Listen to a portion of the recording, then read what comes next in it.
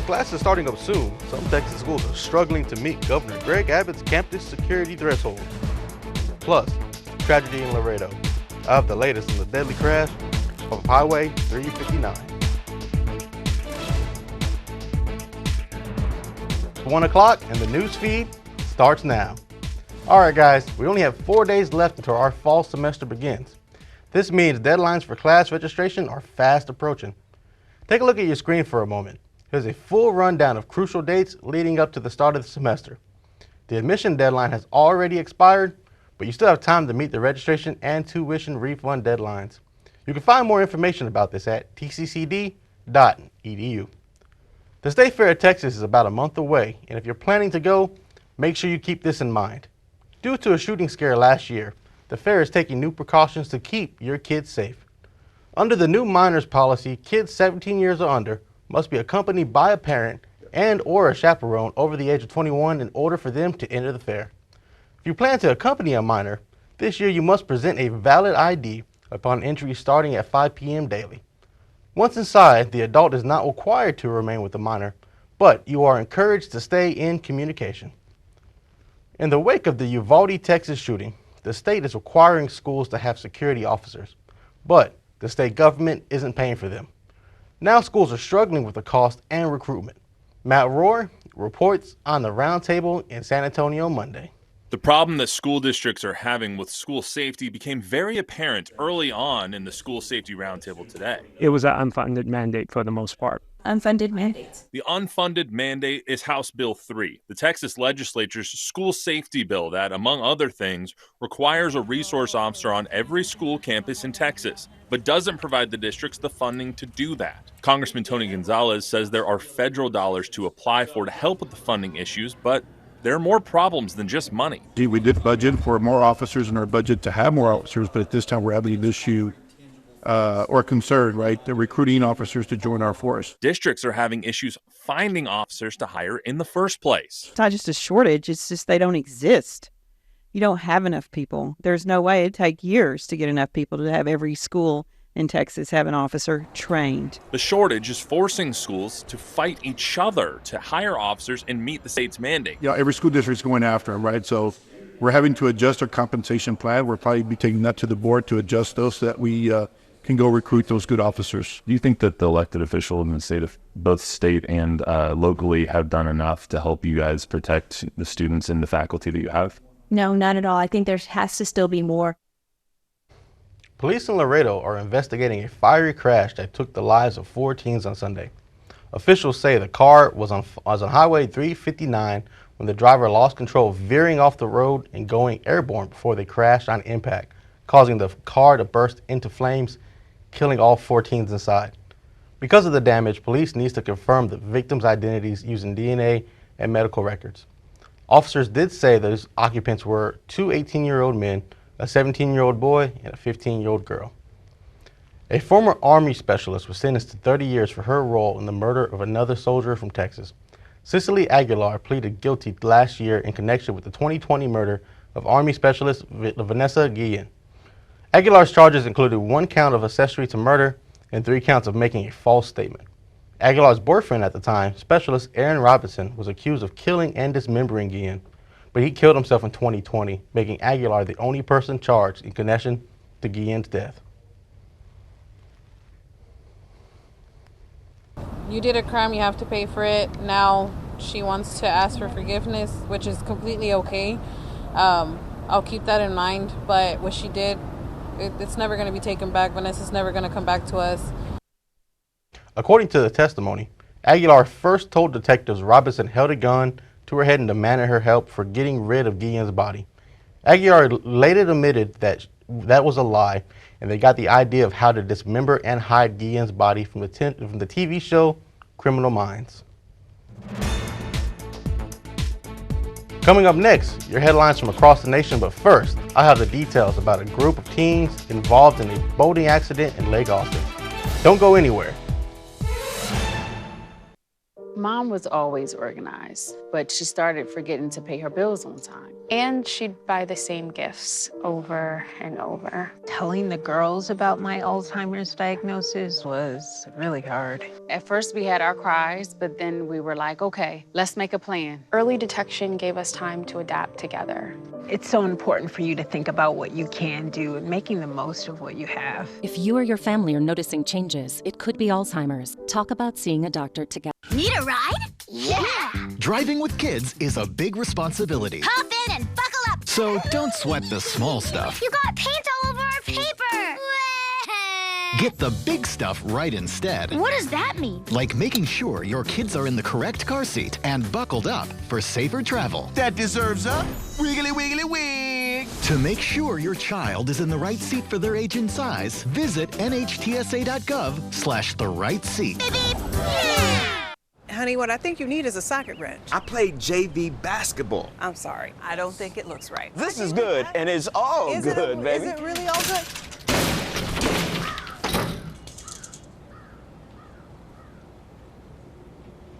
If you love me enough to routinely test your handyman skills, not to mention the strength of your marriage, then of course you'll visit nhtsa.gov/the right seat to make sure I'm in the right car seat. I'm gonna call my dad. A teen is missing and 4 people are recovering from serious injuries after a boating accident on Lake Austin. It happened the last day of summer break, with the lake crowded with families, Betty Cross reports. This video was taken by Austin boater James Wood shortly after a boat ran aground and got tangled in a tree on the shore of Lake Austin. We saw a horrible scene. The most noticeable thing was a large boat basically in a tree and in its limbs off the water. Authorities say 7 people were on board, a mix of adults and kids. 1 teen was ejected from the boat and is still missing. 4 others were injured when the boat went over the wake of another boat, losing control.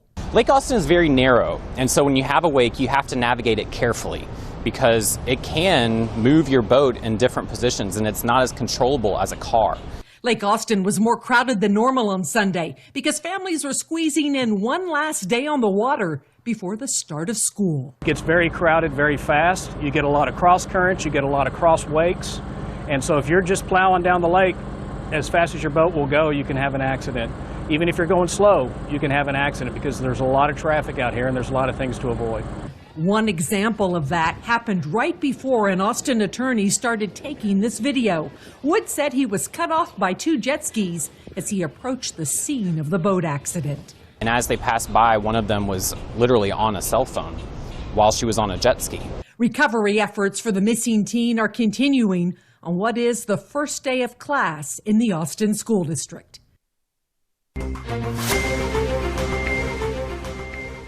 In national news, former President Donald Trump is now facing his 4th indictment, this time in the state of Georgia. Trump is being charged in Atlanta in connection with efforts to overturn the 2020 presidential election results in Georgia. Ivan Rodriguez has the details. 3 months after a Georgia recount confirmed Joe Biden as the winner of the 2020 presidential election, Fulton County District Attorney Fonnie Willis opened an investigation into election interference by former President Donald Trump. Now, Trump is one of 19 defendants named in a 41-count indictment that spans 98 pages. The indictment alleges that rather than abide by Georgia's legal process for election challenges, the defendants engaged in a criminal racketeering enterprise to overturn Georgia's presidential election result. The investigation centered around a voting systems breach, fake electors, and Trump's infamous phone call to Georgia Secretary of State Brad Raffensperger. So, look, all I want to do is this. I just want to find 11,780 votes, which is one more than we have, because we won the state. The district attorney also citing text messages and emails from Trump's inner circle as crucial evidence, linking them to a voting systems breach in rural Coffee County, Georgia. It is now the duty of my office to prove these charges in the indictment beyond a reasonable doubt at trial. Trump has denied any wrongdoing. I'm Ivan Rodriguez reporting. The official death toll has reached 99 in the wildfires on Maui and is expected to increase significantly in the coming days. As authorities prepare to begin releasing the names of the dead, people are demanding answers over what caused the fire, why they weren't warned. Mike Valerio joins us from Maui with the latest. Mike? Well, today marks 1 week since the disaster began to unfold, and late yesterday we heard from Hawaii's Governor Josh Green, who said that even though the death toll is approaching 100 in the next 10 days, he said that total could possibly double. The scale of the devastation unimaginable. Nothing can prepare you for what I saw during my time here. The loss of life staggering. The road ahead for those who call Maui home uncertain. That were well over 2,200 structures that have been destroyed. 86% of them were residential. Crews with cadaver dogs are sifting through the ashes of incinerated homes and historic landmarks left in the wake of the deadliest wildfires the U.S. has seen in a century. So I want people to understand the reverence of which we're doing this. It's not just ash on your clothing when you take it off. It's our loved ones. While the number of those unaccounted for is still unknown, the death toll will continue rising. We call it search and rescue, of course, but it's really searching to find those who we've lost. Though an official cause of the fires has yet to be determined, Hawaiian Electric, the state's primary electric provider, facing a lawsuit claiming power lines blown over by high winds helped ignite the inferno. This amid reports firefighters contended with sputtering hydrants from weak water pressure, melted pipes, and low water supply. And just leaving a house to burn because we don't have enough water is like something I've never experienced before. Yet in the face of loss and frustration, it's a big ohana here on the island. The community coming together in shared grief and hope. We will survive. From the ashes, we will survive. And the epicenter of human loss is, of course, in Lahaina, close to the Pacific Ocean. But where we are, 40 miles away, on the slopes of Maui's highest peak, there are also still wildfires that are burning, again, a week later. Embers that firefighters are even putting out before dawn. This wildfire, just 65% contained. That's the latest reporting from here in Maui. I'm Mike Valerio. Back to you. Thank you, Mike.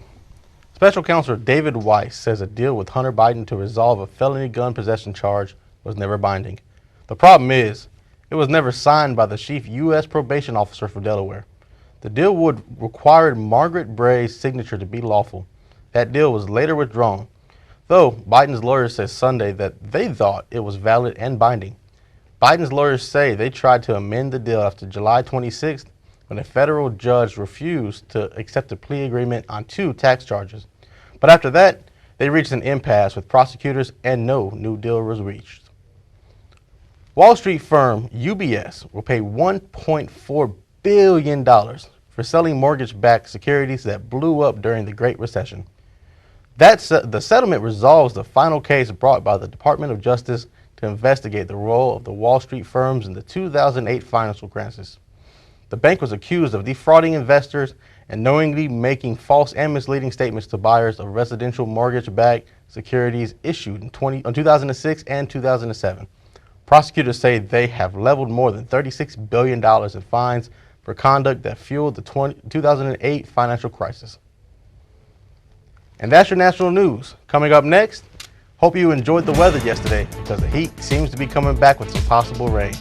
Austin will have your weekly weather next. I am what hunger looks like in America.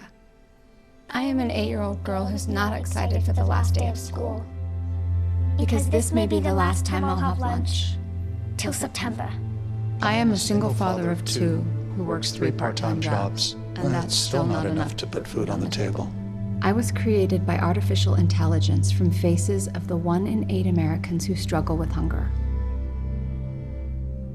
Feeding America, 200 food banks strong. We all know what it's like to feel alone.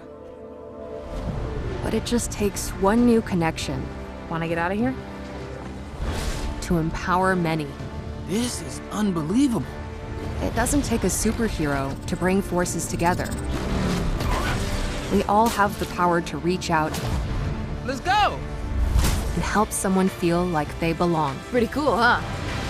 We are stronger together. Can't believe you're doing this alone. I've done it before. I remember. You threw your back out. How you holding up? Hand me that board. Nothing wrong with getting help. I'm good. I did it when Felicia left. I'll figure it out. I know you will, but you don't have to do it alone. That's all I'm saying. If I promise to look into it, will you drop it and help me build this fence? Now you need my help. It can be a real pain sometimes, you know that? Mm-hmm. If you or a veteran you know needs support, don't wait. Reach out. Find resources at va.gov/reach. Welcome back to the NewsFeed. It is clear skies and clear traffic at Reunion Tower in downtown Dallas, where it is currently 100 degrees. Today we do have a chance for a near record high of 110 as those clear skies persist and we return to that triple-digit territory. Hopefully you were able to enjoy some cooler temperatures that came through earlier this week. Let's just review. That was so lovely. Dallas, what was it like to be below 90 degrees? And then out further east, they got 88 for their high. Nice. Athens, Longview, Nacogdoches, even McKinney. So enjoying some cooler weather. Hopefully you were able to get out, do some gardening, maybe go for a bike ride. But certainly we're appreciative of that reprieve. Didn't last long though, as you can see as we look at today's temperatures, our highs, which have climbed sharply back up into that triple-digit territory. Dallas today, 108. Fort Worth, there's our 110-degree potential record high. Out east, they're still getting a little bit of a break, we'll say, with Longview at 104, Nacogdoches as well. On the other end of the Metroplex and the spectrum, Seymour may see a high of 111 degrees. Woo-wee! So, you know the drill. Hats, sunscreen, tall, cool drinks, and limit your time and exposure out of doors. This weekend, same story. Tomorrow's high may mimic today's at 110 degrees.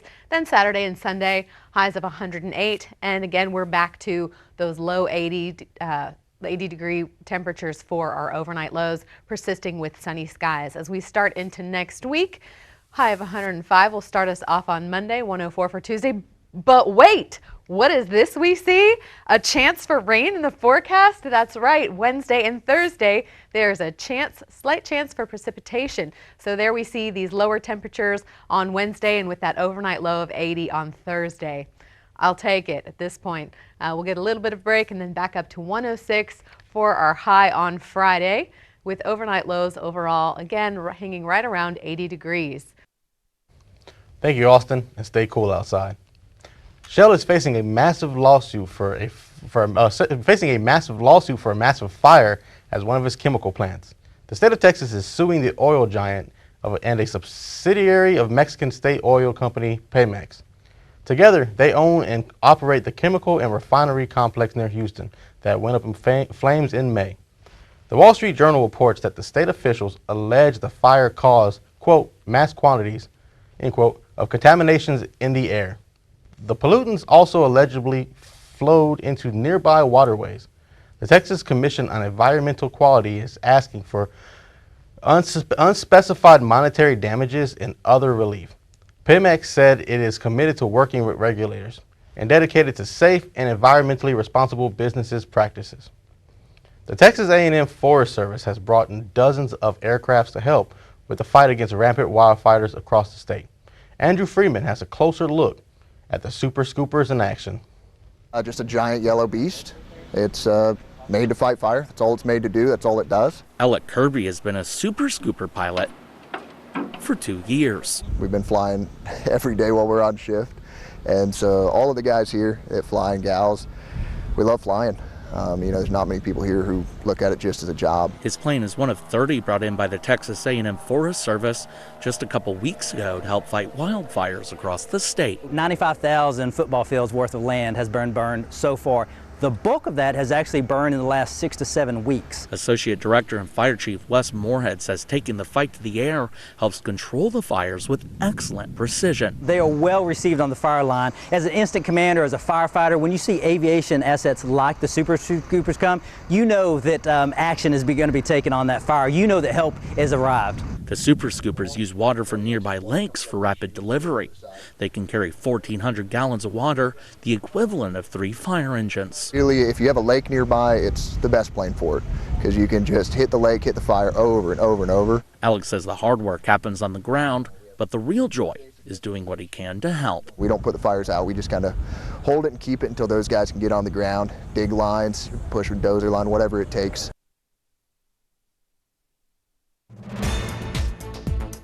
UPS workers agree to new benefits and avoid a strike, but the riders are still not satisfied. All that, plus your Timeline Sports, it's next. All right, I'm in the house. Okay, what do you see? Nothing yet. Hold on, I think I just heard something. I'm heading upstairs. Okay, I am almost there. I'm in the bedroom. Okay. Oh shit, it's not here. What? The gun's not here. What do you mean? Where is it? Cameron, are you in there? Open the door. Cam, come on, Cameron. I want to eat apples and bananas. I need to eat apples and bananas. Why can't I eat apples and bananas?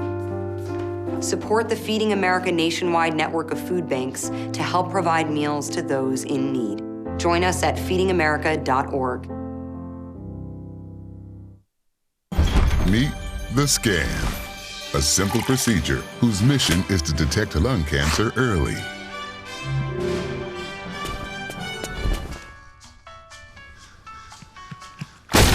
I'm here to save you. But I feel fine. That's great, but you may still be at high risk for lung cancer. Oh man, that's a new fence. If you smoke, early detection could save your life. Learn more at savedbythescan.org. Put a frog in a pot of boiling water and it'll jump right out. But put a frog in a pot of cool water and slowly heat it up, and that frog will boil. As veterans, we can tell ourselves the lie that it's easier to stay in that boiling water, to disconnect. But you've never been interested in easy. You are not a frog. Find resources at va.gov/reach. Full-time UPS drivers will soon earn an average of $170,000 a year. That's according to a new 5-year contract agreement announced by the UPS CEO Carol Tomey. The contract is being negotiated by Teamsters Union that represents the drivers. Averting a near strike last month, UPS says part-time drivers will make at least $25 to $75 an hour and also receive full health care and pension benefits. Voting on the proposed contract began last week and continues until August 22nd. It also includes changes to working conditions, including air conditioning in the UPS vehicles. There's a chance Tinseltown will be sparkling again. The Writers Guild of America and Hollywood Studios are having a sit-down Friday to continue negotiations. The goal is to try to end the ongoing strike that puts a halt to your favorite stars of the screen. John Lorick has reports. Hollywood is still looking for a happy ending for the soap opera that's crippling the entertainment industry. For more than 100 days, the Alliance of Motion Picture and Television Producers and the Writers Guild of America haven't seen eye to eye on various issues.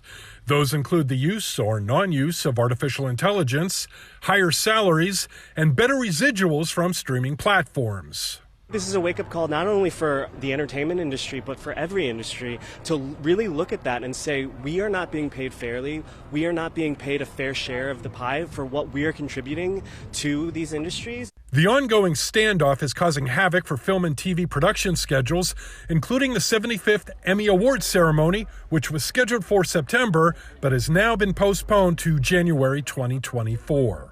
They cannot do the Emmy Awards without the actors and the writers. How are you going to do it? During Disney's quarterly earnings call Wednesday, CEO Bob Iger said, quote, "It is my fervent hope that we quickly find solutions to the issues that have kept us apart these past few months. But when it's all said and done, one side has the upper hand." These studios can hold out pretty long, but these actors and these writers, unless you're, Meryl Streep or Tom Cruise, it makes it very difficult to put food on the table. I'm John Lawrence reporting. The Cowboys got their first chance to hit somebody this year as they took on the Jaguars Saturday in their first preseason game. The Jags came away with the win, 28-23. A few takeaways from Saturday's game. Rookie Deuce Vaughn ran for an early touchdown. Quarterback Will Grier threw for 2 touchdowns. And on defense, Marquise Bell had 10 tackles. The Cowboys' next preseason game is Saturday, 9 p.m. kickoff versus Seattle. On Monday, the Cowboys came to an agreement with guard Zach Martin. He has since arrived in Oxnard for training camp and expects to be with the team ready for opening day against the Giants. And the Rangers, they took care of business this week with series wins over both the Giants and the Angels. This is the fastest the team has ever gotten to 70 wins in team history. This weekend, they welcome the Brew Crew to town for a battle of first-place teams. First pitch is tomorrow, 7:05. And that's your Timeline Sports. Coming up in the next 2 minutes, I'll break down a new study that reveals the best strategy for keeping your dogs alive as long as possible. Keep it here. I tell my son, I love you every single day. Now, my dad has never said that to me. Not because he doesn't love me, but because culturally it wasn't comfortable for him. Now that he's a grandfather, he says, I love you to my son every time he sees him. My advice to all the fathers out there, forget the cultural restrictions. They grow up way too fast for you to waste even a single precious moment. Jason, let's go see your room.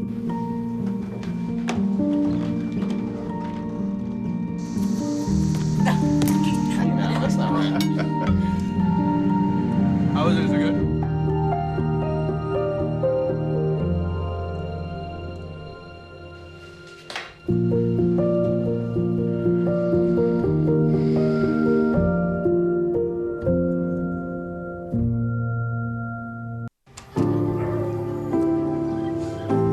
Owen, when you came into my life, it was a whirlwind. I just can't do it. We didn't know what the future would hold, but we knew you would always be a part of it. Adopting you was the best decision in our life, and I am so proud to call you my son.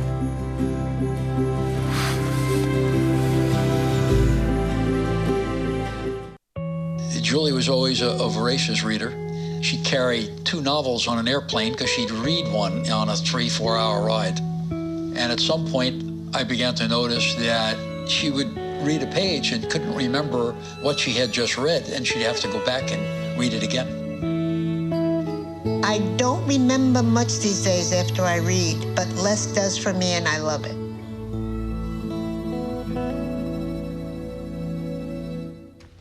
The mother of a 6-year-old who shot his first grade teacher pleaded guilty to felony child neglect Tuesday.